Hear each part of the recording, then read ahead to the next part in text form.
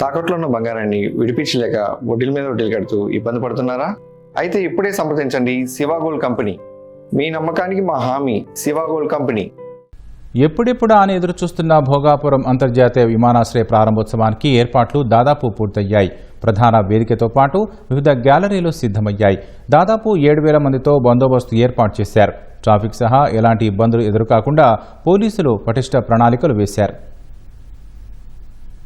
August 1న ప్రధాని చేతుల మీదుగా భోగాపురం అంతర్జాతీయ విమానాశ్రయ ప్రారంభోత్సవానికి కనీవిని ఎరుగని రీతిలో ఏర్పాట్లు జరుగుతున్నాయి. ప్రధాని మోదీ సహా ఆహ్వానితులంతా పాల్గొనే వేదిక సిద్ధమైంది. ప్రజలు కూర్చునే సీటింగ్ కూడా పూర్తయింది. రాత్రి వేళల్లోనూ కార్మికులు తుది మెరుగులు దిద్దుతున్నారు. సభా ప్రాంగణంలో వీవీఐపీలు, వీఐపీలు, ఎయిర్పోర్టుకు భూములిచ్చిన రైతులు, నిర్మాణ సంస్థ జీఎంఆర్ కుటుంబ సభ్యులు, మీడియా ప్రతినిధుల కోసం వేర్వేరుగా ఏర్పాటు చేసిన గ్యాలరీలను మంత్రి కొండపల్లి శ్రీనివాస్ పరిశీలించారు. ఒకవేళ వర్షం పడితే నీరు నిలవకుండా అక్కడ పనిచేస్తున్న కార్మికులకు కొన్ని సూచనలు చేశారు. భోగాపురం విమానాశ్రయ పరిసరాలు రాత్రి వేళలో విద్యుత్ కాంతులతో ధగధగలాడుతున్నాయి.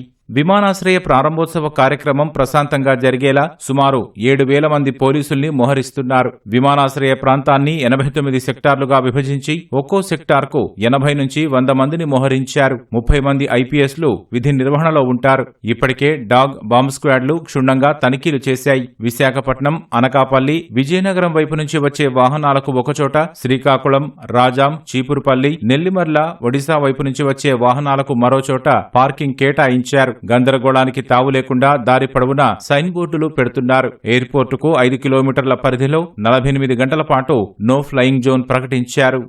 ఎయిర్పోర్ట్ ఇనాగరేషన్ ఒకటి, రూట్ బందోబస్తులు, పార్కింగ్ ఏరియాస్ డిఫరెంట్ సెక్టార్లుగా డివైడ్ చేసి, ఫుడ్ సెక్టారు 8-9 సెక్టార్లు డివైడ్ చేసి ఒక్కొక్క సెక్టార్కి దాదాపు 800-900 మందిని ఇవ్వడం జరిగింది. ఔటర్ పెరిఫెరల్ అంతా కూడా గ్రే హౌండ్స్, ఆక్టోపస్ దళాలతో కూడా దాదాపు వారం రోజుల నుంచి కూడా మనం ఈ యొక్క సెక్యూరిటీ చెక్ చేయడం జరుగుతుంది.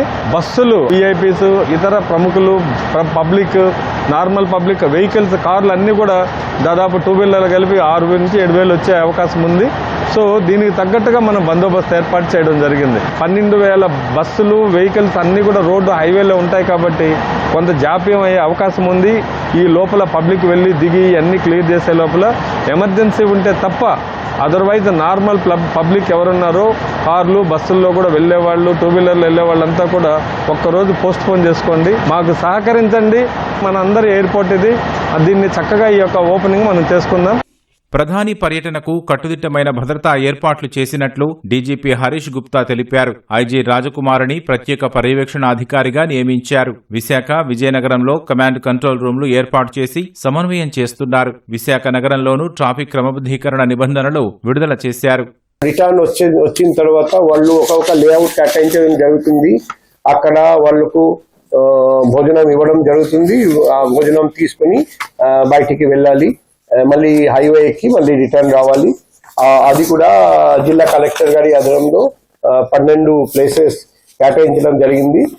ఎక్కడెక్కడ వెడల్పు తక్కువ, ఇక్కడ వెహికల్ వాహనం అది స్టక్ అయిపోవచ్చు, అటువంటి ఏరియాలో ఎక్కువ మందిని పెట్టాం. ఎక్కడైనా వెహికల్ బ్రేక్ డౌన్ అయిపోతే టోయింగ్ వెహికల్స్ అక్కడక్కడ పెడుతున్నాం. బ్రేక్ డౌన్ రిపేర్ చేయడానికి మెకానిక్స్ కూడా పెడుతున్నాం. పబ్లిక్ చాలా జిల్లాల నుంచి ఇక్కడ వస్తున్నారు, బస్సెస్ లో వస్తున్నారు. ఏ డిస్ట్రిక్ట్ నుంచి ఎన్ని బస్సెస్ వస్తున్నాయి, ఏ రూట్ లో వస్తున్నాయి, మన దగ్గర పూర్తిగా డాటా వచ్చింది. వాళ్ళు మూవ్మెంట్ ప్లాన్ చేసుకొని మానిటర్ చేసుకొని, అట్లాగే వైజాగ్ సిటీలో వైజాగ్ ప్రజలకి ఇబ్బంది కాకుండా రూట్స్ ప్లాన్ చేశాము. డ్రోన్ ద్వారా, తర్వాత సీసీటీవీ కెమెరాల ద్వారా. ఇక్కడ ఒక కమాండ్ అండ్ కంట్రోల్, భోగాపురంలో ఒక మేజర్ కమాండ్ అండ్ కంట్రోల్ ఉంది. ఈ 2 కమాండ్ అండ్ కంట్రోల్కి కనెక్షన్స్ ఇచ్చి వాళ్ళు మాట్లాడుతూ ఉంటారు. ఇక్కడ ఒక ప్రత్యేక మన ఐజీ గారు, రాజకుమారి గారు ఉన్నారు, ట్రాఫిక్ చూస్తారు. మార్గదర్శకాలు పాటిస్తే ఎక్కడా అవాంతరాలుండవని పోలీసులు ప్రజలను కోరారు.